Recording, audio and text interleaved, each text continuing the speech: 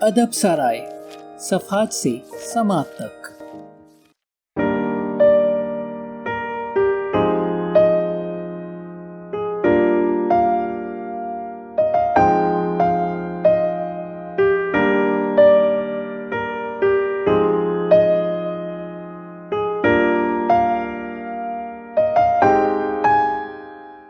اب تک کے ساتھ اور تعاون کا شکریہ، مزید تعاون کے منتظر۔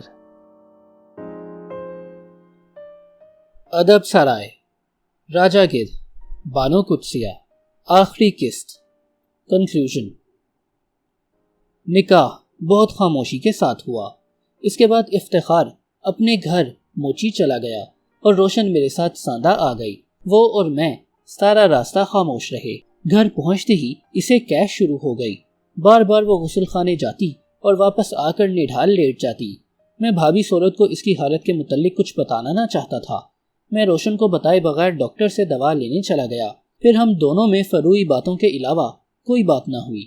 کچھ ویزے اور پاسپورٹ کی باتیں، سامان چھوڑنے اور رکھنے کے امور، کچھ بدنامی کے خدشات، کبھی کبھی ماں باپ اور پاکستان کو چھوڑنے کا غم زیر ذکر رہا، لیکن قفل دونوں طرف سخت لگا تھا۔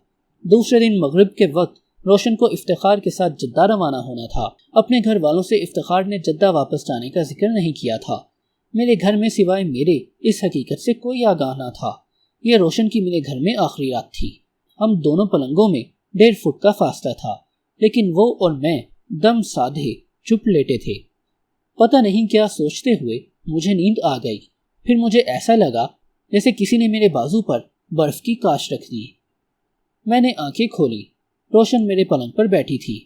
اس کا بھاری پیٹ اس کی گود میں تھا اور ٹھنڈی انگلیاں میرے بازو پر تھیں۔ کیا بات ہے روشن؟ میں آپ کا شکریہ ادا کرنا چاہتی تھی، شاید کل وقت نہ ملے۔ آنسو اس کی آنکھوں سے بلا تکان گر رہے تھے۔ آپ بڑے اچھے آدمی ہیں۔ اگر آپ میرے بچے کو قبول کر لیتے تو میں یہاں سے کبھی نہ جاتی۔ زندگی میں پہلی بار ایک ٹھنڈا جھونکا میرے بند دل میں گھس آیا۔ تم یہاں رہنا چاہتی ہو میرے پاس؟ آپ کے مجھ پر اتنے احسانات ہیں۔ آپ نے مجھے سب کچھ دیا اور پلٹ کر کچھ بھی نہیں مانگا۔ صرف احسانات؟ میں نے اس کی آنکھوں میں آنکھیں ڈال کر پوچھا۔ یکدم اس کی آنکھوں میں جھرنے بند ہوئے۔ اگر میں تم کو نہ جانے دوں روشن، تو تم افتخار کو بھلا سکو گی؟ اس نے نظریں جھکا لی۔ جی نہیں، یہ ممکن نہیں۔ میں نے آخری بار کسی کو زخم عطا کرنے کی کوشش کی اور ناکام رہا۔ پھر یہاں رہنے کا فائدہ؟ حاصل یہاں رہنے سے؟ آپ مجھ سے ناراض ہیں؟ دیکھیے نا میں یہاں رہ سکتی ہوں، ساری عمر آپ کے پاس، لیکن افتخار کو نہیں بھلا سکتی، حالانکہ وہ آپ کی جوتیوں جیسا بھی نہیں۔ میں نے اٹھ کر کھڑکی بند کر دی۔ سو جاؤ، یہ باتیں فضول ہیں، ایسی باتوں سے کچھ حاصل نہ ہوگا۔ کچھ سڑکیں جب شہر سے باہر نکلتی ہیں تو کافی فاصلے تک پکی اور مضبوط نظر آتی ہیں، پھر ان کے کنارے بھربھرے ہونے لگتے ہیں، جا بجا گڈھے نظر آتے ہیں اور پکی سڑک کچے راستے میں بدل جاتی ہے۔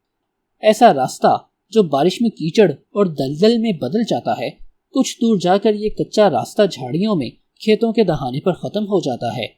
یہ سڑکیں کسی گھر، کسی شہر، کسی محلے کو نہیں جاتی، بس یوں ہی شہر چھوڑ کر دمسا چھوڑ دیتی ہیں۔ میں بھی ایک ایسی ہی سڑک تھا۔ شادی سے نکل کر نہ جانے مجھے کہاں جانا تھا۔ اس وقت مجھے روشن میں سیمی، آبدہ، امنل اور جانے کون کون نظر آ رہا تھا۔ سامنے بیٹھی ہوئی عورت سے میری کوئی جان پہچان نہ تھی۔ ساری عمر میں نے عورتوں کے ادھ کھلے دروازوں سے اندر جھانکنے کی کوشش کی، لیکن اندر والوں نے کبھی آواز دے کر نہ بلایا۔ آپ کیا سوچتے ہوں گے؟ روشن بالآخر بولی۔ میں کچھ نہیں سوچتا روشن، کبھی کبھی صرف اتنا کہ کاش تم نے مجھے ایک رات دھوکے میں رہنے دیا ہوتا۔ کاش صرف ایک رات کے لیے کسی کا جسم، کسی کا دل ایک وقت میں میرا ہوتا۔ آپ رو رہے ہیں جی؟ روشن نے اپنا دوپٹہ اٹھا کر میری گال سے لگا دیا۔ میں کیا کرتی جی، میرا دل اس کا ہے، میرے جسم میں اس کی روح پل رہی ہے، میں آپ سے کیسے جھوٹ بولتی؟ مجھے امنل نے یہ نہیں بتایا کہ باقرہ لڑکی ذہنی، قلبی، جسمانی طور پر باعصمت ہی نہیں ہوتی، سچی بھی ہوتی ہے۔ کاش اس نے صرف ایک رات کے لیے مجھے جھوٹ کی زندگی بسر کرنے دی ہوتی۔ میں آپ جیسے اچھے انسان کو کیسے اتنا بڑا فریب دے سکتی تھی؟ وہ چپ ہو کر اپنے پلنگ پر جا بیٹھی۔ میں نے تکیے پر سر ڈال دیا، لیکن نہ میں ساری رات سویا نہ اس نے آنکھیں بند کی۔ چونکہ ہم میں قانوناً اور شرعاً کوئی رشتہ باقی نہ رہا تھا، اس لیے ہم انسانی کشش کے تحت ایک دوسرے کے بہت قریب آ گئے تھے، جیسے کسی جہاز کے باسی جہاز برد ہونے کے بعد کسی جزیرے میں رہنے لگیں اور نسل، قوم، مذہب کی تمام زنجیریں ٹوٹ کر انہیں نئے رشتوں میں پرونے لگیں۔ میں نے اسے آہستہ آہستہ اپنے گاؤں کے متعلق بتایا، کیسے چندرا کی آبادی کلر کے ہاتھوں بے آباد ہوئی، کھیتوں کھلیانوں کی سفیدی کیسے ہریاول چاٹ گئی اور ڈھور ڈنگر انسان سب چندرا چھوڑ کر چلے گئے۔ پھر میں اسے عزیز گاتن کے متعلق، اس کی ماں کی زندگی کے متعلق ایسی تفصیل سے باتیں سنانے لگا کہ خود حیران رہ گیا۔ میرا خیال نہیں تھا کہ وہ تفصیلات مجھے معلوم ہیں۔ تمہارا کیا خیال ہے روشن؟ کیا بددعا سے بستیاں اجڑ جاتی ہیں؟ ہاں جی، اجڑ جاتی ہیں۔ پہلی بار روشن سے بات کرنا بہت آسان تھا۔ وہ پہلو کے بل کوہنی ٹیک کر اپنی پلنگ پر لیٹی ہوئی تھی اور اس کا پیٹ تہ کیے ہوئے تکیے کی طرح اس کے سینے کی طرف چڑھا ہوا تھا۔ میں ایک دفعہ اسکول سے لوٹی تو میری باجی ایک خط پڑھ رہی تھی۔ میں نے خط کے متعلق پوچھا تو انہوں نے مجھے نہ بتایا، بلکہ خط چھپا دیا۔ کبھی کبھی کتنا تجسس پیدا ہو جاتا ہے انسان میں۔ بھلا مجھے کیا ملنا تھا خط سے؟ لیکن آخر میں نے خط تلاش کیا اور پڑھا۔ وہ خط میرے خالو کا تھا۔ وہ خط ایسا نہیں تھا جو باجی کو لکھنا نہیں چاہیے تھا، اور مجھے خط پڑھنے کے بعد اسے وہیں چھپانا چاہیے تھا۔ باجی جانتی، اس کا کام جانتا، لیکن میں نے خط پکڑ کر امی کو دے دیا۔ امی نے ابو کو بتایا، ابو نے خالو کو طلب کیا۔ باجی بیچاری کا کوئی قصور نہیں تھا، پھر بھی وہ دھری گئی۔ دیکھتے دیکھتے اس کا نکاح کر دیا گیا۔ جس وقت وہ رخصت ہوئی، مجھے وہ دن کبھی نہیں بھولتا۔ باجی میرے کمرے میں آئی اور بولی، کاش کبھی تیرے ساتھ بھی ایسا ہو، تو بھی شادی کہیں اور کرنا چاہے، ہو کہیں جائے۔ میں نے ڈرتے ڈرتے کہا، تو کیا آپ خالو جان سے شادی کرنا چاہتی تھیں؟ خالو جان گئے بھاڑ میں، مجھے ان سے کیا لینا ہے؟ جہاں بھی میں چاہتی تھی وہاں تو نے نہیں ہونے دینا کمبخت۔ اللہ تجھے بدلہ دے۔ آپ کا کیا خیال ہے، دلہن کی بددعا زیادہ لگتی ہے کہ کواری کی؟ ہم دونوں کافی دیر تک ایسے ہی سوال ایک دوسرے سے پوچھتے رہے۔ پھر میں نے اسے اپنی ماں کی موت کے متعلق بتایا، سیمی کا سارا واقعہ سنایا، ابنل کے قتل کی داستان سنائی، لیکن ابا کے متعلق میرے منہ سے ایک لفظ نہ نکلا۔ میں اپنے بابا گدھ کی یادوں کو کسی کے ساتھ بانٹ نہیں سکتا تھا۔ مجھے لگتا تھا کہ اس کی گمشدگی یا موت میری اپنی گمشدگی ہے۔ میں اس کے ساتھ ہی کہیں کھو گیا تھا، کہیں ختم ہو گیا تھا۔ آخری بار جب میں نے ابا کو دیکھا، وہ تیسری منزل پر اس ممٹی کے پاس کھڑا تھا جس میں سے کبھی دھواں نکلا کرتا تھا۔ کیا وہ عشق حاصل سے دیوانہ ہوا؟ کیا وہ چچا غلام کے ساتھ مل کر جس کے حرام کھانے کا مرتکب ہوا؟ کیا اسے موت کے انتظار نے پاگل کیا؟ ایئرپورٹ پر افتخار موجود تھا۔ روشن کا سوٹ کیس اٹھائے ہم دونوں اس کے پاس پہنچے۔ اس وقت اس نے سادہ شلوار قمیض پہن رکھی تھی اور اس کے جسم پر کوئی سامان نہ تھا۔ اناؤنسمنٹ سے پہلے ہی ہم دونوں اندر چلے جانا چاہتے تھے، کیونکہ کسی نہ کسی واقف کے مل جانے کا خطرہ تھا۔ جنگلے کے پاس پہنچ کر افتخار نے سادگی اور خلوص سے ہاتھ ملایا اور بولا، آپ نے میری بہت مدد کی ہے سر، میں آپ کا شکر گزار ہوں۔ کوئی اور ہوتا تو… وہ چپ ہو گیا۔ سعودی عرب کی کمائیاں، جدے کے بازار، پردیش کی ایک اور فریکوینسی کی زندگی اس کے دل کو مکمل طور پر مجبور نہ کر سکی تھی۔ اگر آپ عمرہ کرنا چاہیں تو جی خادم کے پاس رہیں۔ 1.5 گھنٹے کا تو راستہ ہے جدہ سے، بڑی اچھی ایئر کنڈیشن بس چلتی ہے۔ مدینہ منورہ کو الشرقیۃ العربیہ راستے میں صرف ایک بار رکتی ہے۔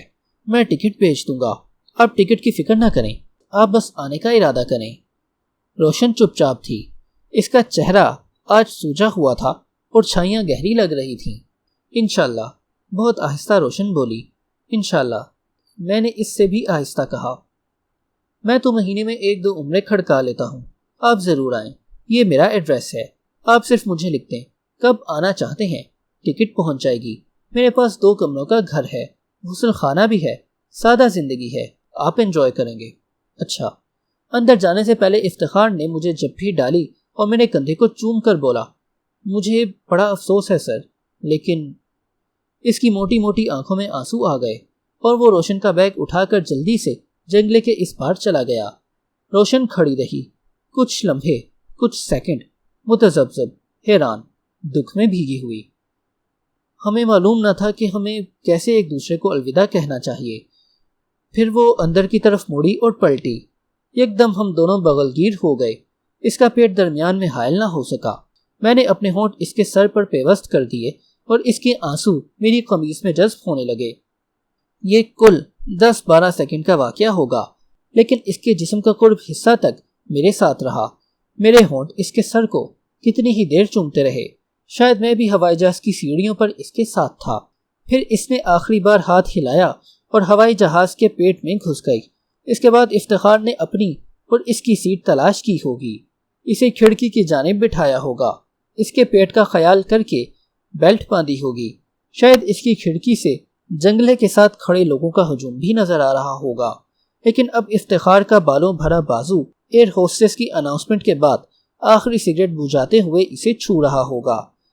پلین کے اندر سندھی فوک میوزک سنتے ہوئے تمام مسافر ہوا کے لیے بنائے ہوئے ڈکٹس سیٹ کر رہے ہوں گے۔ افتخار نے بھی ہوا کا رخ روشن کی طرف کر دیا ہوگا۔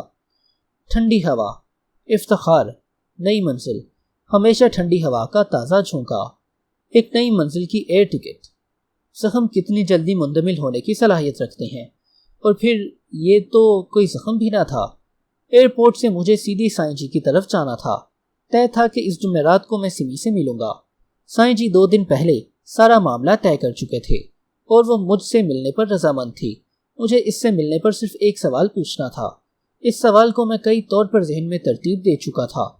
سمی، اب تو تم مجھے اور آفتاب کو بہتر طور پر جانتی ہو۔ اب بتاؤ، اگر اب تمہیں ہم دونوں میں سے کسی کو پسند کرنا ہو تو کسے منتخب کرو گی؟ جس وقت میں سائیں جی کے ڈیرے کی طرف جا رہا تھا، اندر ہی اندر سیمی کے جواب سے خوفزدہ تھا۔ کیا وہ اسی طرح نیلی جینز کرتا پہن کر بازو پر کینوس کا تھیلا لٹکائے آئے گی؟ کیا اب بھی اس کا جواب وہی ہوگا جو زندگی میں تھا؟ کبھی کبھی مجھے خیال آتا کہ شاید مصری عورتوں کے احترام کی طرح وہ ایک سفید لبادے میں ہوگی، سر سے پاؤں تک ڈھکی ہوئی اور چپ۔ شاید وہ میرے سوال کا جواب دینا پسند نہ کرے۔ سائیں جی کے ڈیرے پر مکمل خاموشی تھی۔ اندر باہر کوئی نہ تھا، صرف مغرب کی نماز کے بعد کا اندھیرا ساری جگہ چھایا تھا۔ ڈیرے سے پار سائیں جی کی قبر اب مجھے بلا رہی تھی۔ میں آہستہ آہستہ چلنے لگا، لیکن ایک بات بار بار دل میں آ رہی تھی جسے میں دبانا چاہتا تھا۔ اگر سیمی نے وہی جواب دیا جو وہ زندگی بھر دیتی آئی تھی، پھر جس وقت میں سائیں جی کی قبر سے کچھ فرلانگ دور پہنچا تو مجھے احساس ہوا کہ اس طرف سے کچھ لوگ آ رہے ہیں۔ یہ لوگ ٹکڑیوں میں چپ چاپ میرے پاس سے گزرتے گئے۔ میں نے کسی کو سلام نہ کیا، نہ ہی کوئی مجھ سے مخاطب ہوا۔ اندھیرے میں کچھ پتہ نہ چلتا تھا کہ یہ سب لوگ کون ہیں۔ سائیں جی کی قبر سے کوئی آدھ فرلانگ ادھر بالکل خاموشی تھی۔ یہ جگہ ہمیشہ سے ایسی تھی، لیکن تب مجھے اسی خاموشی سے خوف آنے لگا۔ اونچے اونچے ٹیلے پرانے زمانے کے ایسے جانوروں سے مشابہ نظر آئے جو اب صفحہ ہستی پر موجود نہیں ہیں۔ جس وقت میں قبر کے پاس پہنچا، ایک کتے نے آسمان کی طرف منہ اٹھا کر کہیں دوربین کیا۔ قبر اندر کو دھسی ہوئی تھی اور نیچے اترنے والی سیڑھیاں غائب تھیں۔ قبر کے اوپر تازہ مٹی کا ڈھیر تھا۔ میں نے قبر کے چاروں طرف گھوم کر دیکھا۔ اندر جانے کے تمام راستے مسدود تھے اور قبر ایسے لگتی تھی جیسے ابھی ابھی بنائی گئی ہو۔ پھر قبر ہی سے کہیں سسکیوں کی آواز آنے لگی۔ میں نے غور سے دیکھا، ایک جھاڑی کے پاس سائیں جی کا خاص مرید منہ پر ہاتھ رکھے رونے کی آواز روکنے کی کوشش کر رہا تھا۔ یہ قبر کو کیا ہوا اللہ دیتے؟ میں نے پاس جا کر پوچھا۔ بند ہو گئی۔ کیسے؟ سائیں جی کل شام اندر عصر کی نماز پڑھ رہے تھے، قبر دھس گئی۔ ہم نے اسے کھولا نہیں، غائبانہ نماز جنازہ پڑھا دی۔ یہی حکم تھا سائیں جی کا، ایسے ہی فرما دیا تھا پیر و مرشد نے۔ انہیں تو وصال ہو گیا، لیکن ہم کہاں جائیں سائیں جی، کہاں جائیں؟ مرید دھاڑے مار مار کر رونے لگا۔ مجھے یوں لگا تازہ قبر کی مٹی ایک بار پھر اندر کی طرف دسنے لگی ہے۔ دیکھو، قبر دھس رہی ہے قبر۔ مرید نے چیخ ماری اور ڈیرے کی طرف بھاگنے لگا۔ میں چپ چاپ جھاڑی کے پاس بیٹھا رہا۔ قبر آہستہ آہستہ ٹرکنے لگی، پھر مٹی اندر کی طرف دھسنے لگی اور تھوڑی دیر بعد جہاں پہلے قبر تھی وہاں ایک گڑھا پڑ گیا۔ میں کچھ دیر وہاں بیٹھا رہا۔ اتنے میں آسمان پر ایک کالی گدھ تاروں بھنے آسمان پر لمبے لمبے چکر لگانے لگی، آہستہ آہستہ۔ پہلے وہ دائروں میں اڑتی رہی، پھر اس نے 8 کے ہندسے جیسی اڑانیں اختیار کر لیں۔ اندھیرا بہت چھا چکا تھا، لیکن کالی گدھ صاف نظر آ رہی تھی۔ دسی ہوئی قبر سے نگاہیں اٹھا کر میں نے غور سے اس کو دیکھنا شروع کیا۔ دور دور تک پھیلا ہوا تاروں بھرا آسمان اور ایک کالی گدھ جو ہر اڑان میں نیچے اتر رہی تھی۔ آہستہ آہستہ اس کی آنکھوں میں فاسفورس چل رہی تھی۔ 2 ننھے ننھے بلب بغیر پر پھڑ پھڑائے چہرہ نیچے کیے کالی گدھ دسی ہوئی قبر کی طرح اتر رہی تھی۔ انچ انچ، ملی میٹر ملی میٹر، آہستہ آہستہ۔ میں شہر کے مشہور اسکائی ٹرسٹ کے کلینک سے باہر نکل رہا تھا کہ مجھے آفتاب سڑک پر نظر آیا۔ وہ لمبی سیاہ کار سے اتر رہا تھا۔ ہم دونوں بے ساختگی سے بغل گیر ہوئے اور درخت کے نیچے کھڑے ہو کر باتیں کرنے لگے۔ پھر یکدم جیسے آفتاب کو کچھ یاد آ گیا، وہ بھاگ کر کار تک گیا۔ پچھلا دروازہ کھول کر اس نے ایک 10 سال کے بچے کو باہر نکالا۔ بچہ سہما ہوا اور کمزور تھا۔ اس کا سر باقی دھڑ سے اور آنکھیں چہرے سے بہت بڑی تھی۔ آفتاب نے اسے بازو سے پکڑ کر سڑک کراس کرائی اور پھر مجھ سے مخاطب ہو کر بولا، میں ذرا اسے ویٹنگ روم میں بٹھاؤں، تم مت جانا پلیز۔ جب آفتاب واپس لوٹا تو اس کا چہرہ پہلے سے بھی پریشان تھا۔